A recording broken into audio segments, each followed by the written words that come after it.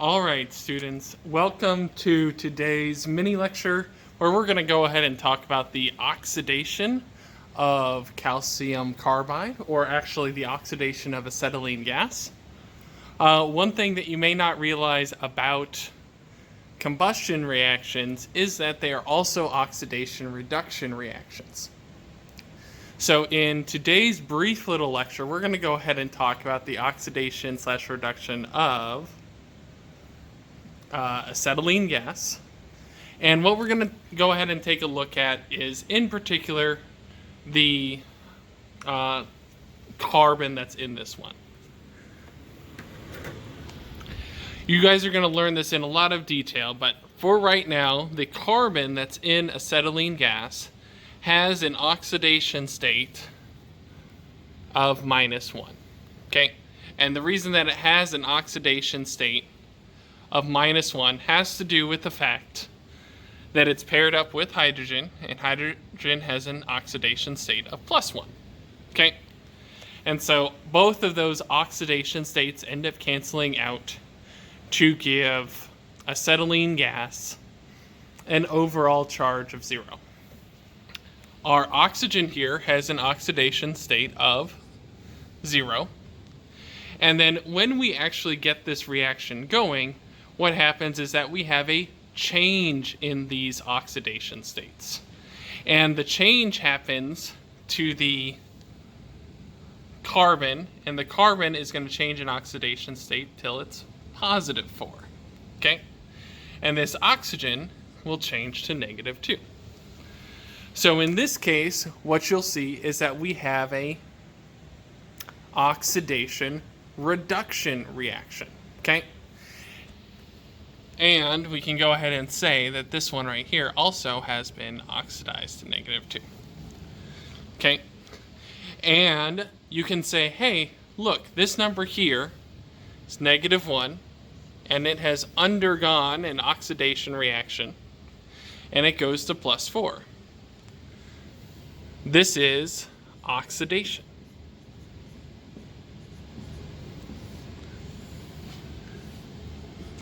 This one, we would end up saying that it's undergoing reduction.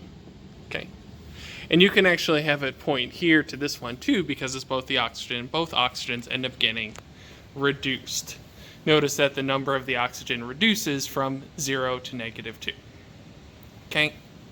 This is going to be the reaction that we're going to go ahead and show to kind of get us excited about this next unit, which is oxidation reduction reactions. And hopefully you guys will see, like, hey, this is just the charges that are being swapped around. And we'll go ahead and use them to work on our pumpkins.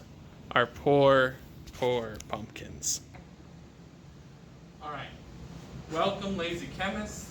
Today what we're going to do is we're going to finish off by doing the actual experiment of oxidizing the acetylene gas. What we're going to do to help us out first is we're not going to do this in just regular oxygen in the air. We'll add a little bit more.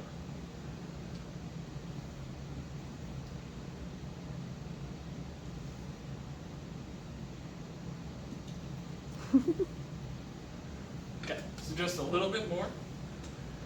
Then we're going to go ahead and take our acetylene, our calcium carbide rocks, which, as you can see here, are some special looking rocks. Ooh. We're going to carefully place these inside of our pumpkin. Then we're going to take some of our regular old H2O. Oopsie. Some of our regular old H2O. Sir Bradley's going to wet his hair so that he doesn't light on fire again.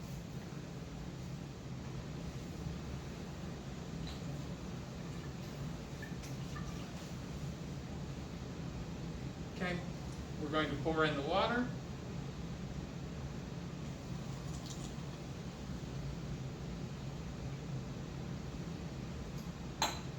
And then what's going on right now is that gas is starting to slowly fill up this container.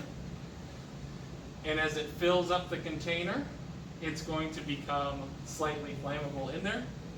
We're going to light it in 5, 4, 3, 2, 1. Got And his as eye? you can see, we have a nice little explosion going on.